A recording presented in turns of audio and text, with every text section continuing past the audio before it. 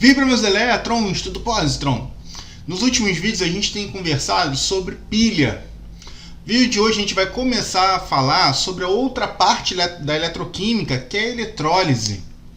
A eletrólise a gente já viu que é o que? É um processo não espontâneo, que é quando eu preciso colocar uma corrente elétrica para fazer uma reação funcionar. Então a gente vai discutir algumas aplicações, vamos ver do que consiste e as partes. Vamos lá! Então, a gente sabe que quando eu tenho a transformação de energia química em energia elétrica de maneira espontânea, nós damos o nome de pilha. Então a pilha é um processo natural de produção de corrente elétrica.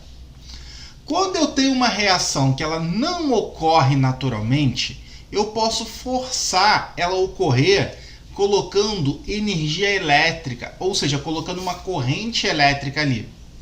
E quando eu colocar essa corrente elétrica, essa reação que não acontecia, ela passa a acontecer. Então a gente vai ter o que? Energia química. A esse processo a gente chama de eletrólise. Então a eletrólise é um sistema em que uma reação química de óxido-redução não espontânea é provocada pela introdução de energia elétrica. Ou seja, você está forçando uma reação a acontecer ao colocar o quê? Uma corrente elétrica. Algumas aplicações da eletrólise para a gente. Primeiro, é a obtenção de sódio metálico. Meus elétrons, o sódio ele é um metal muito utilizado industrialmente. E ele é obtido basicamente a partir da eletrólise ígnea, que a gente vai ver. Ígneo quer dizer quente, calor, fogo. Então a gente utiliza o calor para fundir o sal de cozinha, ou o cloreto de sódio, a cerca de 800 graus Celsius. E com isso a gente obtém o sódio, que é um metal relativamente maleável. Só que ele tem algumas outras aplicações.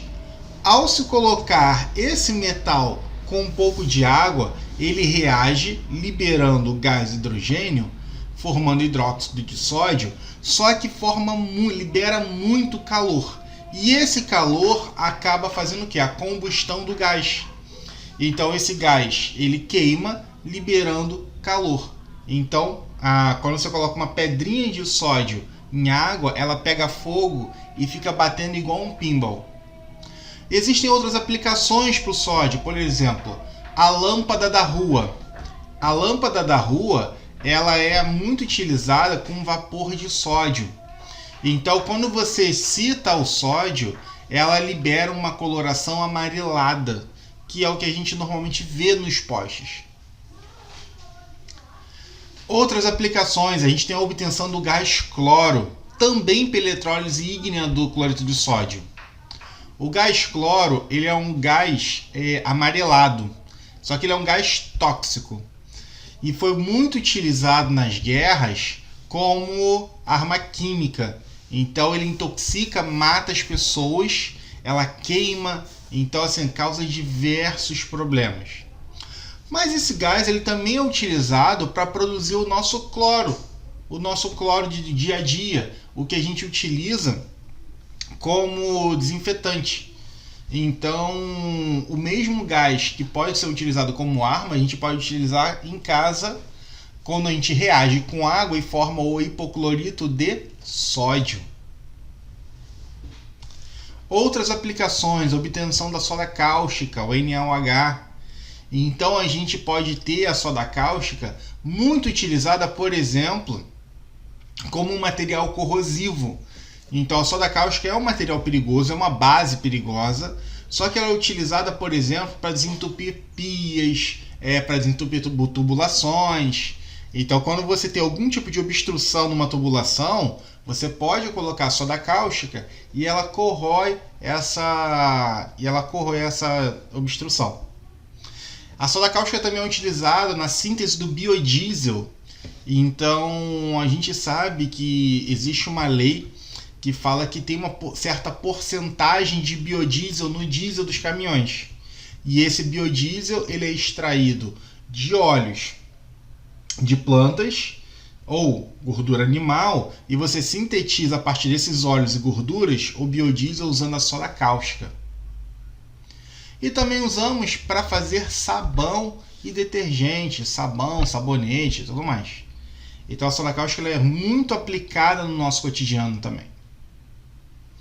Outras aplicações que nós temos: eletrodeposição. A eletrodeposição é quando eu faço um recobrimento de uma peça com um determinado metal condutor. Então a gente faz essa proteção, e essa proteção impede uma deteriorização, ou simplesmente ela melhora a estética dessa peça. Então a gente tem, por exemplo, a cromação, muito comum em materiais automotivos, motos, carros. Nós temos a zincagem, quando a gente faz um recobrimento com zinco e esse zinco oxida no lugar da sua tubulação. Nós temos a prateação, que é quando eu faço um recobrimento com prata, que dá aquele aspecto brilhoso. E nós temos a douração, que é quando a gente faz um recobrimento com ouro. O pessoal também chama de folhagem. Então, uma joia folheada a ouro. A gente faz um recobrimento com ouro. Todo esse tipo de aplicação de eletrodeposição, a gente vai ver como funciona aqui. Quando a gente fala de eletrólise, a gente tem que falar também dos componentes. E esses componentes eles são muito semelhantes à pilha que a gente já viu. Só que a diferença é que a gente tem os polos invertidos. Então aqui, na eletrólise, o cátodo vai continuar ocorrendo a redução. Só que agora a gente tem um cátodo sendo negativo. Então na eletrólise o cátodo é negativo. E o anodo continua sofrendo a oxidação. Só que agora o anodo vai ser positivo, pessoal.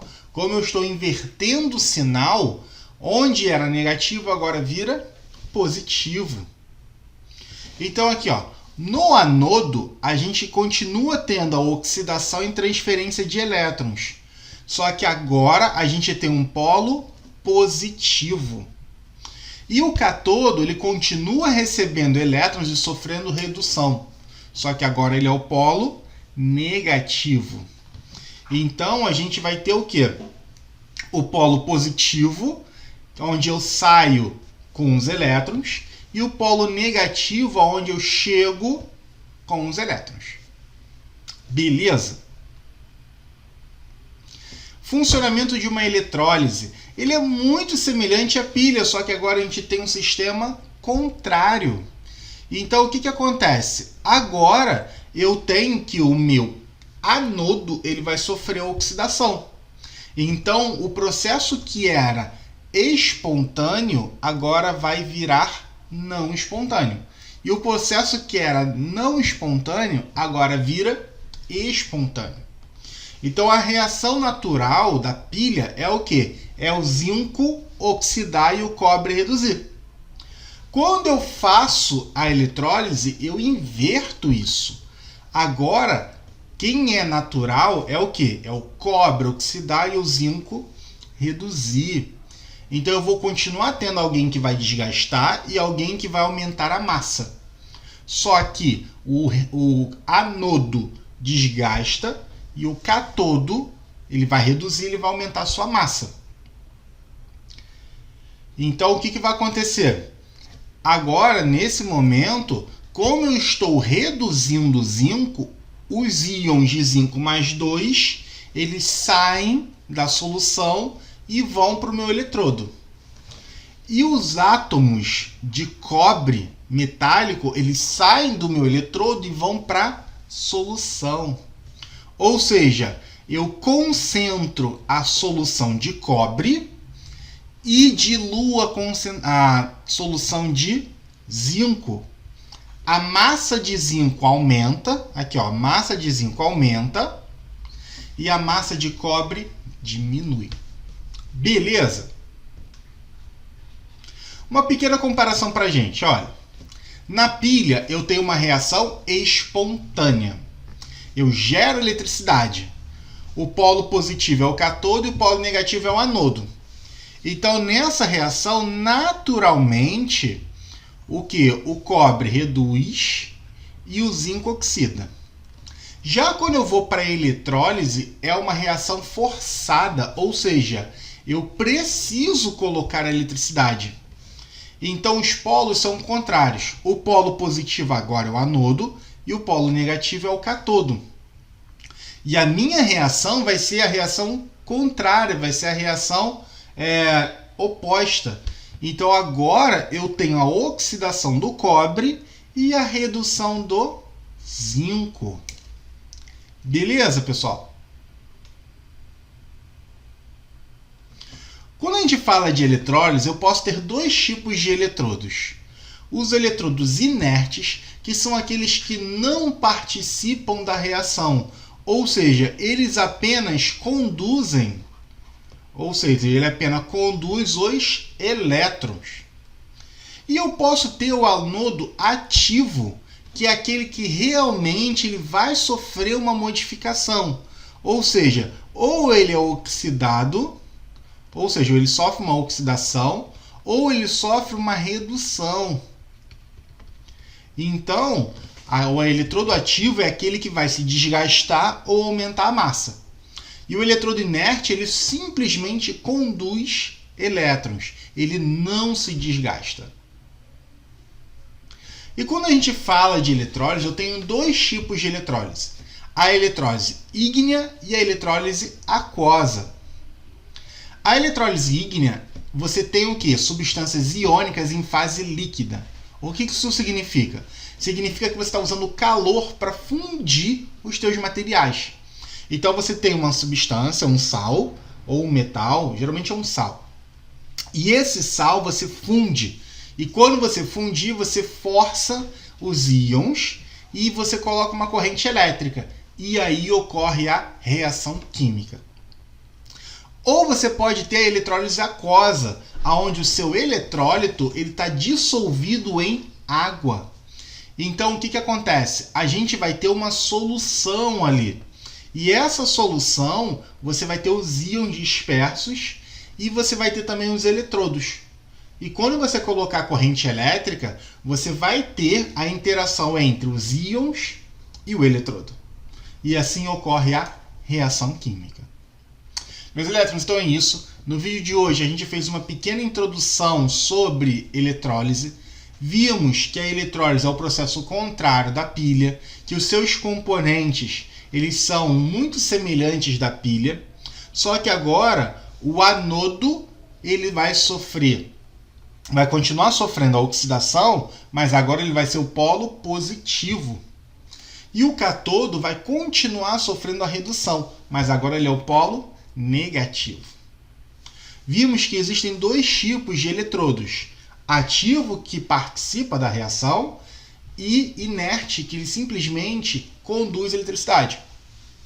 E nós temos dois tipos de eletrólise: ígnea, quando eu uso calor e fundo o meu material, ou aquosa, quando eu dissolvo esse material e utilizo água. Muito obrigado, até a próxima. Beijos no elétron!